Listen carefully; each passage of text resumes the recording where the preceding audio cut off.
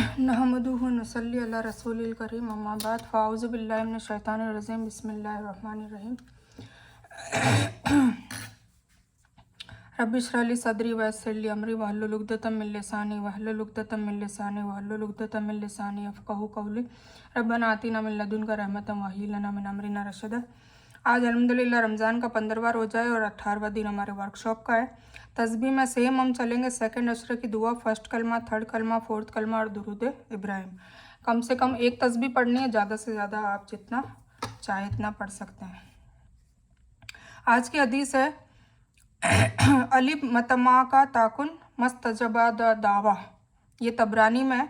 इसका मतलब है अपने खाने को पाकीज़ा बना लो तो तुम्हारी दुआ कबूल होगी। अब पाकीज़ा के 3 मतलब निकलते हैं। एक तो वो कि हराम और हलाल का पता होना चाहिए आपको, वो खाना हराम कमाई से नहीं आना चाहिए, हलाल कमाई से आना चाहिए। तो एक तो वो हो गया कि पाकीज़ा है, ठीक है। दूसरा, किसी का हक मारा हुआ नहीं होना चाहिए उस पैसों से, चाहे हलाल का हो पर फिर हक मारा हो किसी का, तो उस पैसों से भी खाना है तो वो भी पाक नहीं होता, तो वो पाक उस हिसाब से भी पाक होना चाहिए। और तीसरा कि हाइजीनिटी के हिसाब से भी पाक होना चाहिए, मतलब आपके हाथ धुले हुए होने चाहिए, आप हाइजीनिक का मतलब पाकी का ध्यान रखें, आपके बर्तन भी साफ़ होने चाहिए और आपका खाना भी साफ़ सुथरा होना चाहिए। आप बावज़ू बनाएं तो और भी बेहतर है। तो ये तीनों लिहाज से पाक होना चाहिए। तो अल्लाह ताला का वादा है कि अपने खाने को अगर पाकीज़ा बना लोगे तो तुम्हारी दुआ ऑटोमेटिक कबूल होगी, ठीक है। तो कई बार दुआ नहीं कबूल होने के मतलब भी यही होता है।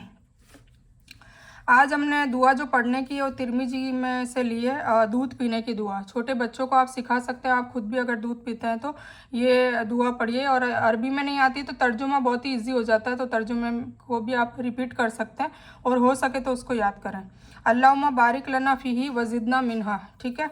ए अल्लाह, इसमें हमारे लिए बरकत अता कर, ठीक है। बारिक लना, ठीक है। फ़ीही मतलब इसमें, और हमें ज़्यादा अता फरमा, ठीक है। ज़िदना, रब्बी ज़िदना इल्मा, तो इल्म में ज़्यादा, हमें इल्म ज़्यादा अता कर। ज़िदना का मतलब ज़्यादा, ठीक है। वह का मतलब और।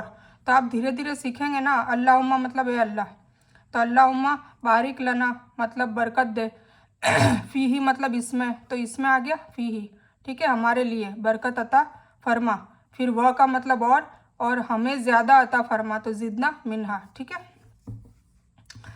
दुआ जो पढ़ने वाली है वो अल्लाहुम्मक फ़ीहिम बिमा शियत, ए अल्लाह काफ़ी हो जा जो हमारे लिए तूने चुना हो। मतलब कभी कोई परेशानी हो, और जैसे अभी फ़िलिस्तीन में इतना सब हो रहा है, तो हमें ये दुआ उन लोगों के लिए भी पढ़नी चाहिए कि अल्लाह तूने जो हमारे लिए चुन लिया, मतलब जो सोच रखा है। क्योंकि अल्लाह देखो, जब अब्राहा का जो हमने पढ़ी थी सूरह फ़ील, उसमें क्या था कि अब्राहा का जब लश्कर आया था, और इस साइड जब हमारे जो मुस्लिम है मोमिन है उनके पास इतना लश्कर भी नहीं था, ना उनको इतनी आइडिया भी थी, और अब्राहा के पास बड़े बड़े हाथी और 20 से 1000 का लश्कर था, तो उससे ऐसे जीत पाना नामुमकिन था। पर अल्लाह ताला ने क्या किया, ऊपर से अबाबिल की चिड़िया भेजी, जो मैंने आपको वीडियो भी भेजी थी, आपने देखी होगी। तो चिड़िया भेज के छोटे छोटे कंकरों से पूरे लश्कर को इतना फना फातिया कर दिया कि वो जैसे घास का भूसा होता है वैसे वो लश्कर वहाँ पे मर के और पड़ा हुआ था मैदान पर, ठीक है। तो अल्लाह चाहे तो कुछ भी कर सकता है। तो अभी आपको नहीं सोचा होगा कि भाई फ़िलिस्तीन में अल्लाह चाहे तो कभी भी इनको मात दे सकता है। इजरायलियों की क्या औकात है, ठीक है, यहूदियों की क्या इनकी हैसियत है, पर क्यों नहीं कर रहा है? क्योंकि अल्लाह ने कुछ सोच रखा है। तो ये वही दुआ है कि जो हमारे लिए तूने चुना, तूने क्या चुना है। एक एक तो कई देखो इसमें मरले निकलते हैं, इसमें हिकमतें भी कई है कि क्यों अल्लाह ताला अभी उसको फ़िलिस्तीनियों के मदद क्यों नहीं कर रहा, क्यों रहमत नहीं कर रहा है। क्योंकि ये अपने लोगों के लिए आजमाइश है। किन लोगों के लिए? उनका तो खैर उनका तो अच्छा ही हो रहा है, क्योंकि जो भी उसमें शहीद हो रहे हैं वो शहदा है, मतलब उनको शहीद का मर्तबा मिल रहा है। और शहीद के लिए अल्लाह ताला ने कहा है कि वो ज़िंदा है हमेशा कब्र में, मतलब उनको पहले से ही जन्नत दिखा दी जाएगी और जन्नत से रिस्क भी उनको मिलता होगा, तो वो तो अपनी फलाह पा गए। क्योंकि आखिरी कामयाबी और आखिरी फलाह क्या है कि कब्र का अजाब भी ना हो और अल्लाह हमसे राज़ी हो। तो इससे बेहतर क्या रज़ामंदी होगी अल्लाह की, कि अल्लाह की मस्जिद के लिए और अल्लाह के लिए वो अपनी जानों को कुर्बान कर रहे हैं। तो अल्हम्दुलिल्लाह, और इंशाअल्लाह सारे शोहदा है वहाँ पे, ठीक है। तो वो तो आज़ाद हो गए, मतलब वो तो मतलब दुनिया में हमारा रहने का मकसद ही है ना कि हम, हमारा जो आखिरी वक्त है, हमारा जो आलम बरज़क और आलम आखिरत है, वो मेन उसमें हम कामयाब होने चाहिए, ठीक है, तो वो तो उसमें कामयाब हो रहा है। हालांकि हमें दिख रहा है कि वो भाई उनका कत्लेआम हो रहा है, यहाँ पे तो जद्दोजहद उनकी हो रही है, वो तकलीफ़ सह रहे हैं, पर वो कुछ दिन की तकलीफ़ है और वहाँ पे जाके वो हमेशा के लिए कामयाब है। तो अब आजमाइश किसकी है? हम लोगों की, जो गैर फ़िलिस्तीन मुसलमान हैं, मतलब फ़िलिस्तीन के अलावा के जितने भी कंट्रीज़ के मुसलमान हैं, उनकी आजमाइश है कि अल्लाह ये देख रहा है कि भाई दूसरे जो मोमिन हैं, दूसरे मुसलमान हैं, वो क्या कर रहा है, वो कितनी मतलब उनकी तरफ से क्या कोशिश है उनकी। तो अल्लाह वो देख रहा है, तो अल्लाह हमारी आजमाइश कर रहा है कि हम क्या करते हैं ऐसे वक्त पे, हम कितना मतलब किस शिद्दत से हम उनकी मदद करने पे मतलब हो रहे हैं। तो ये सारी चीज़ें आजमाइश अपनी है। तो अल्लाह हमें इस आजमाइशों में से बचाए। और बहुत ही फ़िक्रमंद बात है कि फ़िलिस्तीनियों के साथ ये हो रहा है, तो हम कुछ भी नहीं कर पा रहे हैं। और इवन हमारे इंडिया में भी कई बार ऐसा मुस्लिमों पे हमले हो रखे हैं जो बिना वजह कर रखे, जैसे ट्रेन में हादसा हुआ था ये, तो कोई भी उसके लिए मतलब अपनी आवाज़ उठा रहा है नहीं उठा रहा है, तो ये सब अपनी आजमाइश है।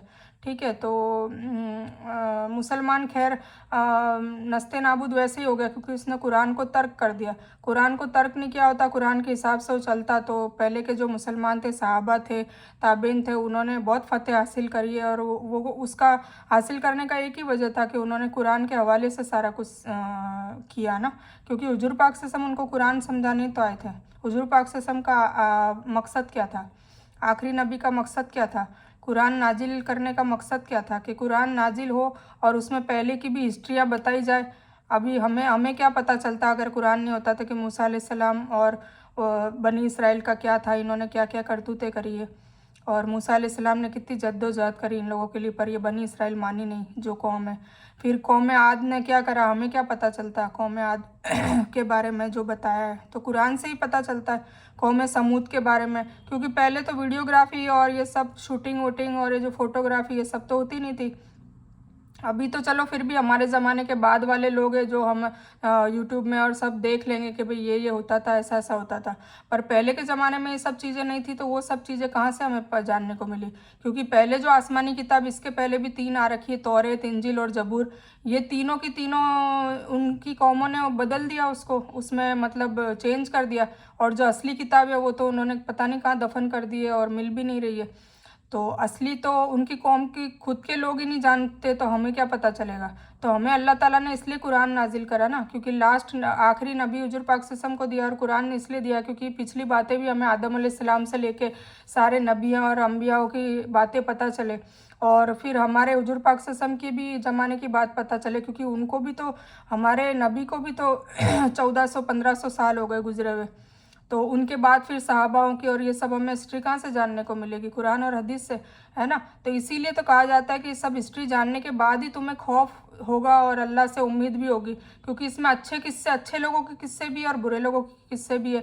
बुरे लोगों के किस्से में क्या क्या अजाब डाला है वो भी बताया गया, और अच्छे लोगों के किस्से में उनको क्या क्या इनामत दिए वो भी बताया गया है ना। तो हमें ये सबक सीखने के लिए, मतलब एक नॉर्मली मैं बताऊँ तो एक टीचर को जैसे टीचर की किताबें पढ़नी पड़ती है, एक डॉक्टर को डॉक्टर की किताबें, सीए को अकाउंटेंट वाली और मैथ्स की किताबें पढ़नी पड़ती है, इसी तरह हमें जन्नत के लिए सिर्फ एक वाहिद किताब दे दी गई है जो हमें पढ़नी है, और उससे हमारे किरदार में चेंजेस लाना है, क्योंकि ट्रांसफॉर्मेशन की किताब है, मतलब तब्दीली की किताब है, हिदायत की किताब है, ट्रांसफॉर्मेशन की किताब है। इसीलिए 23 साल में टुकड़े टुकड़े टुकड़े करके नाजिल हुआ, वरना एक साथ दे दिया जाता है ना। तो ये ट्रांसफॉर्मेशन कब आता है, धीरे धीरे आता है। आज आपने सोचा है, आज वर्कशॉप में अल्हम्दुलिल्लाह आप इतनी लेडीज़ हो, तो आपने ये सोचा है, आप ये कर रहे हो, तो इंशाल्लाह आपके धीरे धीरे, पता नहीं कुछ लोग ऐसे होंगे जो लास्ट में जाके मतलब कुरान की इतनी शदीद मोहब्बत हो जाएगी और कुरान से इतना इल्म हासिल कर लेंगे कि मेरे को भी पीछे छोड़ देंगे। आज जो मुझसे सीख रहे हैं, कहने का मतलब है मुझे भी पीछे छोड़ देंगे, इतनी शिद्दत से कुरान शरीफ की मतलब इतनी उसकी स्टडी करने लग जाएंगे। और कुछ लोग ऐसे होंगे जो मेरे से मतलब जो अभी करा है बस उसको करके और बस उस तक ही रहेंगे, और कुछ लोग ऐसे हैं कि जो ये करा है वो भी भूल जाएंगे कुछ टाइम बाद, है ना। तो डिफरेंट डिफरेंट लोग होते हैं। तो बस यही है कि जिसने जितनी कोशिश की अल्लाह ने उसको इतना नवाजा है। तो बस हमारी कोशिशों पर निर्भर करता है कि हम कितनी कोशिश करते हैं, ठीक है, चाहे वो दुनिया की तरक्की हासिल करनी हो हमें या आखिरत की। तो खैर बस मैं यही बताना चाह रही थी कि अल्लाह ताला ने हमें जो ये कुरान नाजिल किया है तो इसका जब तक ज़िंदा है, क्योंकि मरने के बाद कई ऐसे कब्रिस्तान में पड़े हैं लोग जो दुआएं कर रहे हैं कि या अल्लाह हमें वापस ज़िंदगी दे दे, और हम एक सेकंड भी, मतलब एक लम्हा भी हमें ना इधर उधर नहीं होंगे, सिर्फ तेरी इबादतों में लगे रहेंगे और जैसा तू फरमाता है वैसा हम करेंगे। पर उनके पास टाइम ख़त्म हो गया है और हमें इस चीज़ की अहमियत नहीं है। हमारे पास टाइम है पर हमें इस चीज़ की अहमियत नहीं है। हालांकि हमारे पास भी टाइम बहुत कम है, क्योंकि दज्जाल जो फितने का, जो दज्जाली फितने का वो दौर शुरू हो गया है। दज्जाल कभी भी किसी वक्त आ सकता है, क़यामत भी कभी किसी वक्त आ सकती है। क्योंकि जैसा कि हुजूर पाक सल्लल्लाहु अलैहि वसल्लम को जब शब मेराज पे बुलाया गया था तो हुजूर पाक सल्लल्लाहु अलैहि वसल्लम को कहा गया था कि क़यामत एक दिन के बाद आएगी। एक दिन का मतलब है 1000 साल के बाद। तो फिर हुजूर पाक सल्लल्लाहु अलैहि वसल्लम ने कहा कि ये तो बहुत कम वक्त है। तो अल्लाह ताला ने कहा चलो मैं तोहफे में तुम्हें आधा दिन और दे देता हूँ। तो कितने हो गए? 1500 साल। तो 1500 साल बाद क़यामत तो अल्लाह ताला ने वैसे भी गुफ्तगू में बता दिया था, और 1400 कुछ साल हो चुके हैं। 1500 में से कुछ ही साल बचे हैं। तो अगर वो 40 साल के उनकी नबूवत के बाद से अगर गिना जाए तो थोड़े और साल बढ़ जाते हैं, 100-150 साल। और अगर उनकी पैदाइश से गिना जाए तो और कम हो जाते हैं। तो कुल मिला के क़यामत का वक्त भी ज़्यादा दूर नहीं है। हो सकता है हम नहीं हो, पर हमारी आने वाली नस्लों को ये सब कुछ देखना पड़े, दज्जाली फितना और सारा। वैसे तो क़यामत, जो भी अल्लाह ताला का नाम एक बार भी किसी ने सिर्फ अल्लाह ये कहा होगा ना, वो तक इंसान ज़िंदा रहेगा, तब तक क़यामत उसको देख नहीं पाएगा। मतलब हम लोगों को क़यामत देखने को नहीं मिलेगी, पर जो ये दज्जाली फितना है वो तो देखने को मिलेगा ना। उसके पहले सब कुछ ये हो चुका होगा, दज्जाल आ चुका होगा, याजूज माजूज खुल चुके होंगे, वो सबको परेशान करेंगे। सूरज पश्चिम की जगह पूरब से उगने लग जाएगा, सॉरी पूरब की जगह पश्चिम से उगने लग जाएगा। सारी 10 निशानियाँ जो बड़ी बड़ी है वो सब हो चुकी होगी। हालांकि कई निशानियाँ हो चुकी है। अरब में सब्जा उगेगा, मतलब अरब रेगिस्तान है, एक भी उसमें पेड़ पौधा नहीं देखने को मिलता था। आज आप देखिए पूरे पहाड़ के पहाड़ हरे भरे दिखते हैं, और बड़ी बड़ी बिल्डिंगें बनाई जाती है। चरवाए है ना, ये चरवाए, मतलब हुजूर पाक सल्लल्लाहु अलैहि वसल्लम का खुद का पेशा भी बकरी चराना और ये था। और जितने भी मतलब ज़्यादातर यही बकरी चराना और ऊँट वाला और यही पेशा है रहा है अरबों का। तो उसमें लिखा है कि चरवाए है बड़ी बड़ी बिल्डिंगें बनाएंगे और एक दूसरे की होड़ करेंगे। तो यही हो रहा है। जो शेख है, जो आजकल के जो मतलब अरब के शेख है, चाहे वो दुबई का हो चाहे कतर का हो, तो वो लोग आपस में होड़ ही कर रहे हैं ना, रेस कर रहे हैं कि किसकी बिल्डिंग सबसे बड़ी है। जैसे वो बिल्डिंग बना रखी है ना बुर्ज खलीफा, तो वो सबसे बड़ी टॉप की बिल्डिंग है। अब उसके ऊपर कौन बनाता है, तो अब चल रखा है, बस रेस लग रही है। कोई की कभी वो बना लेता है, कभी कोई बना लेता है। तो गल्फ़ में बस एक दूसरे को मतलब दिखावा और ये सब चालू हो चुका है। क़यामत की निशानियाँ है। इवन कहीं भी देखे, चाहे हमारे देश में देखे, चाहे हमारे परिवार में देखे या ख़ानदान में, कहीं भी जो सच्चा होगा वो अकेला पड़ा है, उसको इग्नोर किया जा रहा है और झूठों की महफिल बनी जा रही है।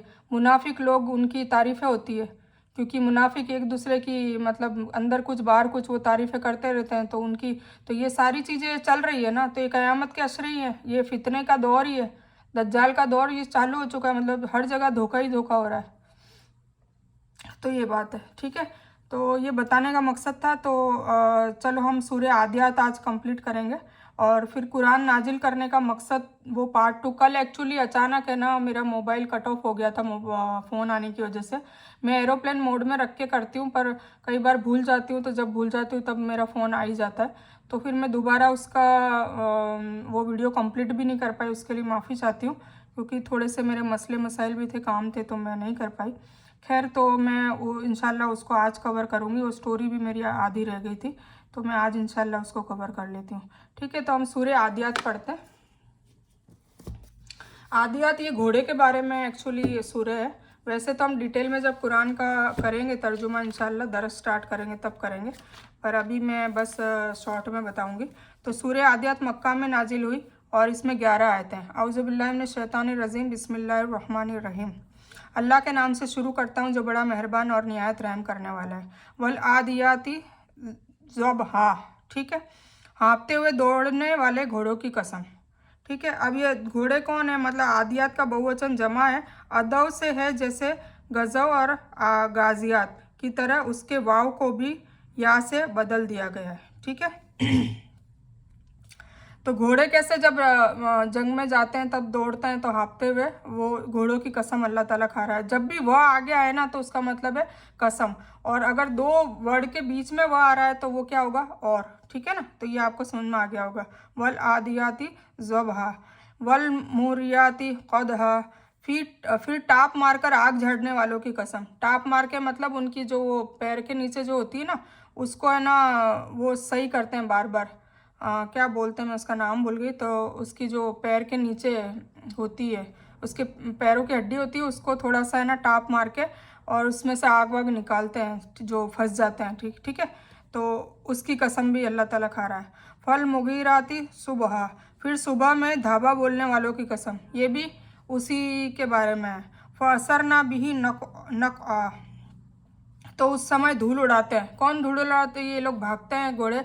तो कैसी धूल, मतलब एक धूल का एक वो समा बन जाता है, पूरा धुआं धुआं हो जाता है, कुछ आपस में दिखता भी नहीं है। आप ऐसी कोई पुरानी वीडियो देखेंगे जंग की तो उसमें आपको समझ में आएगा कि कैसे घोड़े धूल उड़ाते रहते हैं। ठीक है, फवस तना भी जमा, फिर उसी के साथ सेनाओं के बीच घुस जाते हैं। फिर एक दूसरे का जब भी जंग होती है तो क्या होता है, दोनों एक दूसरे की सेना आती रहती आती रहती आती रहती, फिर एक दूसरे में घुस जाते हैं, एक दूसरे में मिल जाते हैं। पता ही नहीं चलता, जो बाहर से अपन जैसे मूवी की तरह देख रहे हैं तो उनको पता ही नहीं चलता कौन किसके ग्रुप में से लड़ रहा है, पर जो लड़ रहा है हकीकत में उसको पता होता है। ठीक है, तो फिर उसी के साथ सेनाओं के बीच वो घुस जाते हैं, मतलब ये घोड़ों के बारे में ही बात हो रही है। ठीक है, तो वो घुस जाते हैं। इन्नल इंसाना लिरब्बिही लकनूत, मतलब लकनूत, बेशक इंसान अपने रब का बड़ा नाशुक्र है। तो ये घोड़ों की मतलब घोड़े जैसी नेमत को भी हमें दिया है और हम नाशुक्र हैं, मतलब ये बताने के लिए अल्लाह ताला ने कहा है। ठीक है, तो कुछ भी मतलब जो भी नेमत अल्लाह ताला हमें देता है तो हम उसकी नाशुक्री करते हैं, हम शुक्र अदा नहीं करते। भले हम मुंह से नाशुक्री बोलते नहीं है, पर हम ऐसे अमाल नहीं करते, जो अल्लाह का हक अदा करना चाहिए वो नहीं करते। अल्लाह का जो हुक्म है वो हम सही से उसको फॉलो नहीं करते। हुजूर पाक सल्लल्लाहु अलैहि वसल्लम की जो नक्शे कदम है जो वो करते थे वैसे नहीं करते, उनकी कॉपी नहीं करते और हदीस के हिसाब से नहीं चलते। जो करने को कहा है वो नहीं करते, जो नहीं करने को कहा है वो करते हैं, सारा उल्टा पुल्टा करते हैं। कुल मिला के अल्लाह की बेहुरमती करते हैं नाउजुबिल्लाह, और अल्लाह की इताअत नहीं करते। और हुजूर पाक सल्लल्लाहु अलैहि वसल्लम की इताअत और अल्लाह की इताअत करेंगे तभी कामयाबी है। तो अल्लाह कहता है कि बड़ा नाशुक्र है कि मतलब मैंने ऐसी ऐसी नेमतें दी है, तो इसमें घोड़ों के बारे में नेमत बताई है और फिर अलग अलग जगह अलग अलग नेमतों का अल्लाह ताला ने जिक्र किया है। ठीक है, तो जैसे कि सूरह रहमान में बार बार कहा है, हर चीज़ का जिक्र किया है, पेड़ पौधे, हरियाली, जन्नत, दोजख, सब का जिक्र किया। और हर वर्ड में हर सेंटेंस में क्या आ रहा है, फबिय्यि आलाई रब्बिकुमा तुकज़्ज़िबान, तुम मेरी किन किन नेमतों को झुठलाओगे। अल्लाह ताला इतना मतलब अफसोस करके कह रहा है। सोचिए, उसने हमारे लिए सब कुछ बनाया और हम फिर इग्नोर कर रहे हैं सारी चीज़ें, मतलब खर्च भी कर रहे हैं, उनका इस्तेमाल भी कर रहे हैं और फिर भी नाशुक्र हो रहे हैं, तो कितनी बड़ी तकलीफ़ होती है। ठीक है, तो हमें समझने की ज़रूरत है। तो वइन्नहु अला ज़ालिका लशहीद, और यकीनी तौर से वह खुद भी उस पर गवाह है। ठीक है ना, मतलब इंसान को भी पता है दिल में, मतलब अल्लाह ताला ये कह रहा है कि यकीनी तौर पर वह खुद भी उस पर गवाह है, मतलब वो खुद भी इसका गवाह है, उसको खुद को पता है कि वो कितना नाशुक्र है, वो हकीकत में हक अदा नहीं करता। हम भी सोचते हैं ना, हमारे दिल में नहीं आता कि जितना अल्लाह ताला ने हमें दिया है, जितनी नेमत दी है, उस हिसाब से हम उसका शुक्र अदा कहाँ करते हैं, नहीं करते हैं। बस 5 टाइम हम ठुंगे मार लेते हैं फटाफट, कुरान भी फटाफट पढ़ लेते हैं, अरबी में पढ़ लेते हैं, ना तो उसको तर्जुमे का हमें टेंशन है ना कुछ है। हदीसों को भी हम जानने का मुताला नहीं करते, हम हुजूर पाक सल्लल्लाहु अलैहि वसल्लम की सीरत भी नहीं सीखते, उनकी जीवनी नहीं पढ़ते। अभी तक इतने सब ग्रुप में हैं, मैं आपसे सबसे कहती हूँ कि भाई किस किस ने सीरत अभी तक पढ़ी है कि हुजूर पाक सल्लल्लाहु अलैहि वसल्लम कैसे दिखते थे, कब पैदा हुए, किस हालात में वो उन्होंने ज़िंदगी गुजारी, उनकी माँ की वफ़ात कब हुई, उनके अब्बा थे कि नहीं थे जब वो पैदा हुए थे, और फिर उनको किन्होंने पाला, दादा ने, चाचा ने। फिर कुछ चाचा ने उनका मतलब उनकी इताअत की, उनका साथ दिया, और कुछ चाचाओं ने उनका बड़ी ज़बरदस्त तरीके से उनका ऑफेंस किया, मतलब उनके सामने हो गए और दुश्मनी निभाई बहुत, और कत्ल करने को भी वो तैयार हो गए। और कुछ चाचा ऐसे थे, जैसे अबू तालिब जो चाचा थे अली रज़ियल्लाहु ताला अन्हु के पापा, वो चाचा थे, उन्होंने दीन को नहीं अपनाया, मतलब मुसलमान नहीं बने, पर हुजूर पाक सल्लल्लाहु अलैहि वसल्लम का साथ जरूर देते थे। तो ऐसे उनका परिवार, मतलब ऐसे करते करते उनकी ज़िंदगी बसर हुई। फिर उनकी अहलियाँ आने लगी, मतलब सबसे पहले खदीजा रज़ियल्लाहु ताला अन्हा उनकी ज़िंदगी में आई, और फिर उसके बाद उनको नबूवत मिली, वही आने लगी। तो सबसे ज़्यादा जो उनका हौसला अफजाई कर रही है और सब कुछ करा वो खदीजा रज़ियल्लाहु ताला अन्हा ने करा। फिर उसके बाद धीरे धीरे उनकी और भी अहलिया आई और आयशा रज़ियल्लाहु ताला अन्हा सबसे छोटी उम्र की थी और वो बेइंतहा मोहब्बत भी करते थे हुजूर पाक सल्लल्लाहु अलैहि वसल्लम। वो अबू बकर सिद्दीक़ रज़ियल्लाहु ताला अन्हु की बेटी थी और अबू बकर सिद्दीक़ रज़ियल्लाहु ताला अन्हु पहले नंबर के खलीफा भी थे, हुजूर पाक सल्लल्लाहु अलैहि वसल्लम के दोस्त भी थे और हिजरत के वक्त वही उनको लेकर आए थे जो गारे सौर में लेकर 3 दिन उन्होंने पनाह ली और दुश्मनों से वो बचे और अल्लाह ने उनको बचाया। ठीक है, तो कहने का मतलब है किसने सीरत पढ़ी, तो ये सारी चीज़ें कि हमें ये सब चीज़ें हमारी ज़िंदगी के अंदर करना है, मरने के बाद थोड़ी ना हम कर पाएंगे। अगर ज़िंदगी में करेंगे, हम भी कोशिश करेंगे उसको जानने की, सीखने की और फिर आगे तक लोगों तक भी पहुँचाएँगे तो ही अल्लाह राज़ी होगा ना। तो क्योंकि हम लोगों को जहन्नम की आग से और कब्र की आग से बचाने की भी तो कोशिश कर रहे हैं, तभी हम जाके ये सब बता रहे हैं। आज मैं ये वर्कशॉप चला रही हूँ तो ये सब आप लोगों को इल्म देने के लिए बता रही हूँ ना। आज अल्हम्दुलिल्लाह इंशाअल्लाह मैंने जैसे बताया था कि 7 लोगों से मैंने लिया था फीडबैक, तो अल्हम्दुलिल्लाह लोगों की ज़िंदगियों में आसानी और सुकून पैदा हो रहा है। जो नमाज नहीं पढ़ते तो नमाज़ पढ़ रहे हैं, जो ज़िक्र नहीं करते तो ज़िक्र कर रहे हैं, जिनको फ़िक्र नहीं थी वो फ़िक्र कर रहे हैं अपने बच्चों की और अपने अहले अयाल की कि क्या होगा आगे जाके, और ज़िंदगी और आखिरत की भी उनको फ़िक्र हो गई है।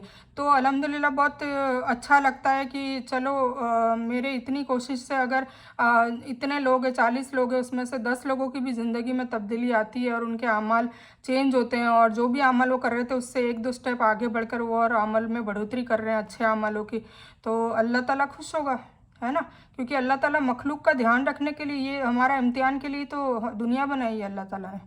ठीक है, तो अल्लाह ताला क्या कह रहा है कि इंसान अपने रब का बड़ा नाशुक्र है और यकीनी तौर से वो खुद भी इस पर गवाह है, मतलब खुद भी जानता है कि उसके दिल में कि कितना वो नाशुक्र है। और ये माल के प्रेम में भी बड़ा कठोर है ना। माल के प्रेम में बड़ा कठोर कैसे कि बस उसको जमा करना और लोगों को, मतलब ये दिमाग में शैतान वसवसे डालता है कि अगर मैं लोगों पे खर्च करूँगा तो ये कम हो जाएगा, फिर मैं और कैसे कमाऊँगा, फिर आगे रिस्क मिला नहीं मिला, तो ये फ़िक्रें ये अधिकतर लोगों की होती है, मतलब इतनी उनमें वो होती है। तो ये बहुत ही मतलब सोचने वाली बात है कि अल्लाह ताला जब वादा कर रहा है कि तुम मेरी राह में 1 रुपया खर्च करो मैं 10 रुपया दूंगा, तो हकीकत में वो देता है, आप करके देखें।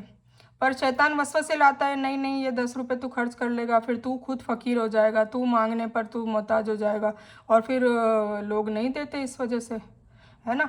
तो ये गौर फिक्र करने की ज़रूरत है। तो ये आज हमने सूरतुल आदियात पढ़ी थी, तो आई होप आपको समझ में आ ही चुकी होगी। तो ये आज का कंप्लीट है आज की सूरत। और कल जैसे कि मैंने कहा था ना वीडियो अधूरी रह गई थी, तो मैं आज कंप्लीट कर देती हूँ। तो हमने कल, मैं एक छोटा सा ब्यौरा ले लेती हूँ फटाफट। तो हमने 2 आयत करी थी कि भाई कुरान शरीफ की कैसे नाजिल हुआ। तो जिब्रील अलैहिस्सलाम के ज़रिए और हुजूर पाक सल्लल्लाहु अलैहि वसल्लम के पास वही के ज़रिए, और 23 साल में ये नाजिल हुआ। ठीक है, कुरान से हमारा ताल्लुक़ क्या है? डायरेक्ट ताल्लुक़ है। कुरान अल्लाह की किताब है, या अल्लाह का कलाम है, इसमें अल्लाह हमसे मुखातिब होता है, यह कोई बेजान किताब नहीं है, जिंदा किताब है। ठीक है, इसलिए कि जब हम कुरान पढ़ते हैं या सुनते हैं तो यकीनन अल्लाह देख रहा होता है, और हम उसके कलाम को सुनकर या पढ़कर क्या करते हैं, क्या इरादे करते हैं, या फिर कुछ परवाह भी करते हैं कि नहीं करते, अल्लाह ने क्या कहा है ये परवाह भी है कि नहीं है, हम पूरे इखलास से पढ़ें तो वो हमें हिदायत देता है, हिदायत के रास्ते समझाता है। ठीक है, अगर इखलास के साथ पढ़ते हैं तो। ठीक है, पर्सनल जो है वो जो आयत भी हम पढ़ें या सुने उसमें यह देखना चाहिए कि इसमें हमारे लिए क्या पैगाम है। सबके लिए अलग अलग पैगाम है, हकीकत में समझ में आता है और अल्लाह की तरफ से रहनुमाई होती है। इस तरह नहीं कि फ़ला आयत काफिरों के लिए, फ़ला मुशरिकों के लिए, फ़ला मुनाफिकों के लिए और फ़ला मदीने के मुसलमानों के लिए, पर हमारे लिए तो कुछ है ही नहीं। नहीं, हर आयत में हमारे लिए कुछ ना कुछ निकलता है। ठीक है, तो सबसे पहले अपनी इस्लाह करनी है। कुरान पढ़ने का मकसद क्या है कि पहले अपने आप को बचाओ। किससे? कब्र के आग से बचाओ, कब्र के अजाब से बचाओ, और जन्नत की आग से बचाओ, जहन्नम की आग से बचाओ। तो ये सब बचाने के लिए पहले सबसे पहले अपनी इस्लाह करो, अपने आप को ठीक करो कि हम कहाँ कहाँ गलत है। तो वो हम पढ़ेंगे कुरान तो समझ में आएगा ना कि हम किस किस, हमारे अखलाक में हम कहाँ गलत जा रहे हैं, हमारे आमाल में हम कहाँ गलत जा रहे हैं, हमारे अकवाल में हम कहाँ गलत जा रहे हैं, हमारे अफ़ाल में हम कहाँ गलत जा रहे हैं। अकवाल मतलब हमारी ज़ुबान की जो इबादत है उसमें हम कहाँ गलत जा रहे हैं। हम गलत कोई हदीस तो बयान नहीं कर रहे, या हम गलत कोई बिदात को तो बयान नहीं कर रहे जो है ही नहीं हमारे दीन इस्लाम में, है ना। तो ये सब जानने की अपनी ज़रूरत है। तो हमको वो आयत पढ़नी है, देखनी है, और हमारे लिए देखना है कि इसमें हमारे लिए क्या पैगाम है अल्लाह ताला का। ठीक है, प्लान करें तो दुनिया की हर चीज़ तकदीर के तहत है, दाने दाने पर लिखा है खाने वाले का नाम, तो हम कहेंगे आयत आयत पर लिखा है सुनने वाले का नाम, पढ़ने वाले का नाम। अगर आज अपने फज्र में सूरह वाक़िया सुनी या पढ़ी तो यह आपकी किस्मत में आपकी पैदाइश से पहले लिख दी गई थी कि फ़ला तारीख को फजर में आप ये आयत सुनोगे, ये पहले ही आपकी तकदीर में लिख दी गई थी, है ना। पर थोड़ी सी हमें कोशिश करनी पड़ती है, ठीक है।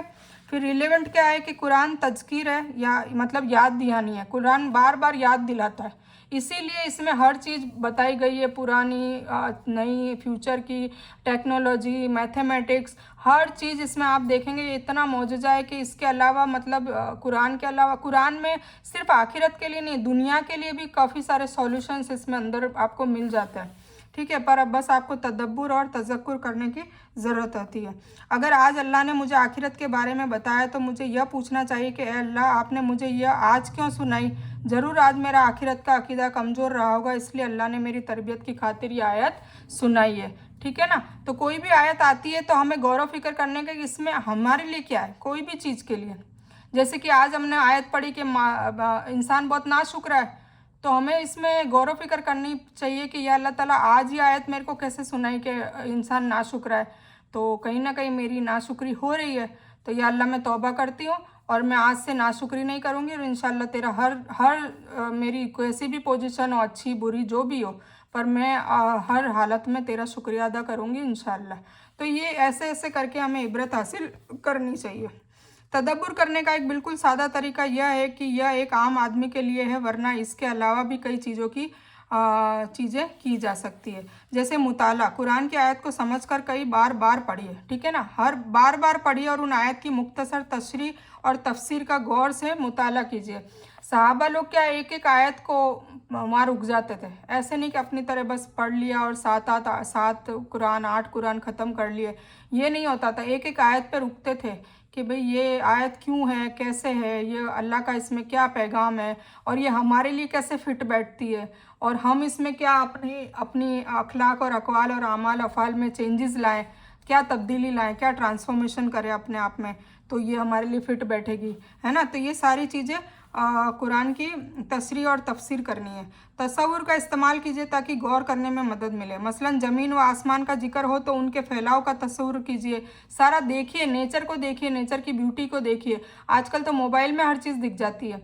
ऐसे ऐसे प्लेसेस अल्लाह ने बनाए कि नाउज़ुबिल्लाह बोलना नहीं चाहिए, बाकी जन्नत जैसे लगते हैं। तो सोचिए, फिर उसमें सोचिए कि जब ज़मीन पे ऐसी जन्नत जैसी चीज़ बना दी जो हमारे गुमान में आती है कि जन्नत है, लोग बोलते हैं ना स्विट्ज़रलैंड को, कश्मीर को, पर तो हकीकत वाली जन्नत कैसी होगी, ठीक है। फिर कोई आग हो रही है, वोल्केनो फूट रहा है, तो उसको देख के डरिए कि भाई वोल्केनो ऐसा है, तो हकीकत वाली जो जहन्नम की आग होगी वो तो इससे 70 गुना ज़्यादा अजाबदार होगी, और 70 गुना ज़्यादा भड़कीली होगी, और 70 गुना ज़्यादा गर्म होगी। तो उसमें फिर खौफजदा भी होना है कि कैसी होगी।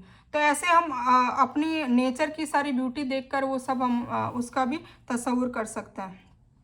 रब्बुल आलमीन का जिक्र हो तो मुख्तलिफ जहानों और उनके बेशुमार मखलूक़ात का तसव्वुर कीजिए कि हमारे जैसे और भी कितने सारे प्लैनेट्स हैं, और इस प्लैनेट में हमारे जैसे कई लोग रहते होंगे, है ना। जिन कैसे होंगे, फरिश्ते कैसे होंगे, तो इन सब का गौर व फिक्र कीजिए। तदब्बुर, अपनी अक्ल को मतलब रिवाइंड कीजिए, अपनी अक्ल को थोड़ा सा मशीनरी चलाइए अपनी, उस पर जंग लग चुका है, कुछ सोचते ही नहीं है हम।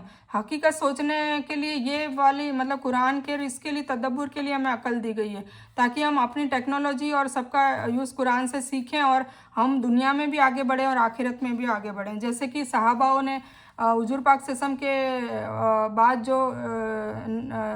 जो पहले वाले जो अव्वलीन सहाबा थे, उन लोगों ने क्या कुरान के हिसाब से ही चले, और धीरे धीरे कुरान के हिसाब से चलना लोगों ने बंद कर दिया। ताबेइन, तबे ताबेइन, फिर फिरके पड़ गए, तो तब से नस्ते नाबूद हो रहे हैं मुसलमान, तब से घर की हो रहे हैं, तब से जिल्लत वाले हो रहे हैं, उनकी बेइज्जती भी हो रही है, उनके कत्ल भी हो रहे हैं, सब कुछ हो रहा है। क्यों? क्योंकि कुरान को पीछे छोड़ दिया। सीधी सी बात है। अल्लाह ताला ने कहा था जब तक इसको मजबूती से पकड़ के रखोगे, तुम्हें ना तो कोई जलील कर सकता है, ना तुम्हें जलीलो ख्वार करेगा, ना तुम्हारे पे कोई मुसीबत आएगी, कोई परेशानी भी नहीं आएगी अगर इसको पकड़े रखोगे तो।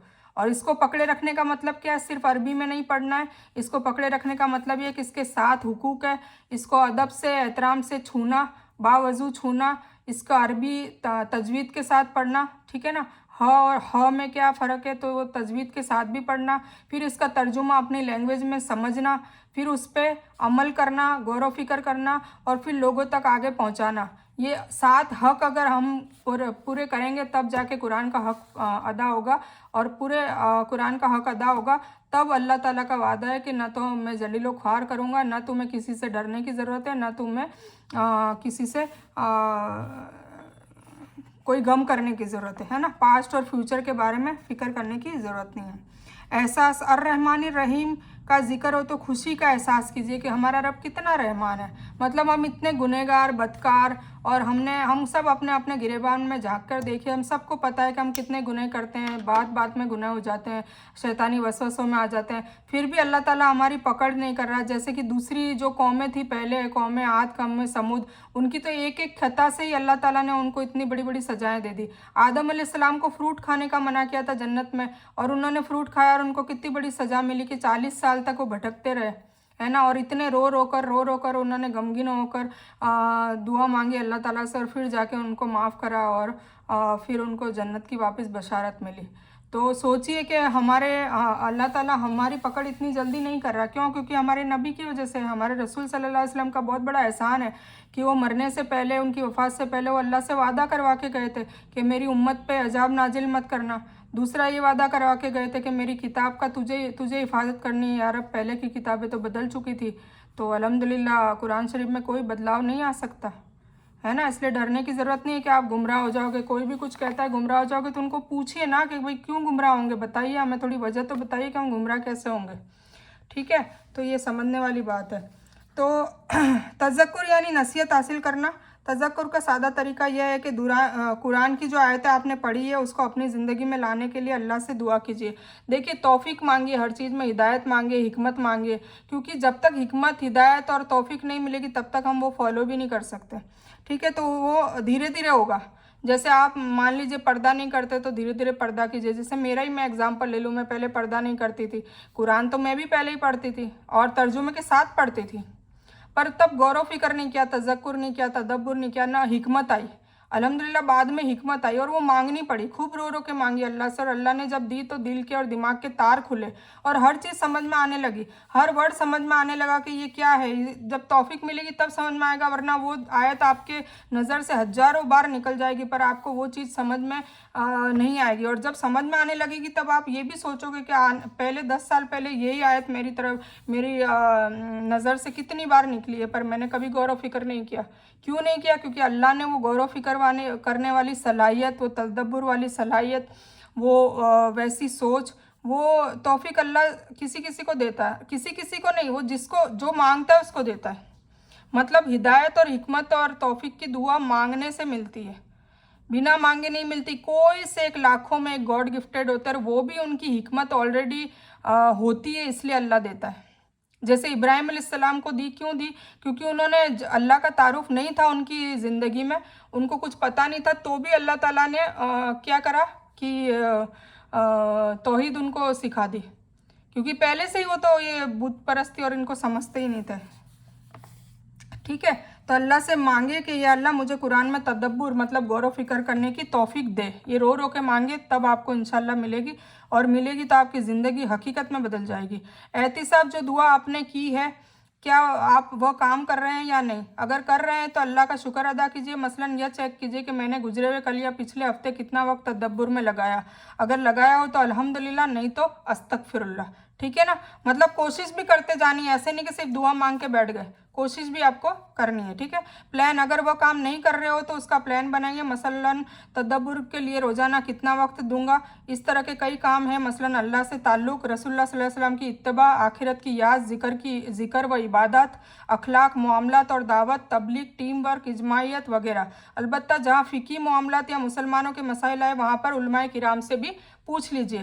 कुछ ऐसी फ़िका की बातें आएगी, फतवों की बात आएगी, तो उसके लिए मुफ्ती बैठे हैं अल्हम्दुलिल्लाह, उनसे बात कीजिए और उनसे पूछ लीजिए। बाकी जो नॉर्मल आयत है उसमें आपको समझ में आ जाएगा। ठीक है, तो तबलीग के अब्दुल्ला बिन अमर रज़ियल्लाहु अन्हुमा ने बयान फरमाया कि नबी करीम सल्लल्लाहु अलैहि वसल्लम ने फरमाया, बल्लिगु अन्नी वलव आया, मतलब पहुँचा दो मेरी तरफ से अगर एक आयत भी आपको आती हो। देखिए, अब इसमें आपको ये दलील है कि आलिम की ज़रूरत नहीं है आपको तबलीग के लिए आलिम बनने की या मुफ्ती बनने की। अगर आपको एक आयत भी आती है तो वो पहुंचा दो। ये किसका ऑर्डर है? हुजूर पाक सल्लल्लाहु अलैहि वसल्लम का, ठीक है ना। तो ये हमें करना है। एक ही आयत है अगरचे मेरी तरफ से, तो तुम पहुंचा दो आगे तक, ठीक है।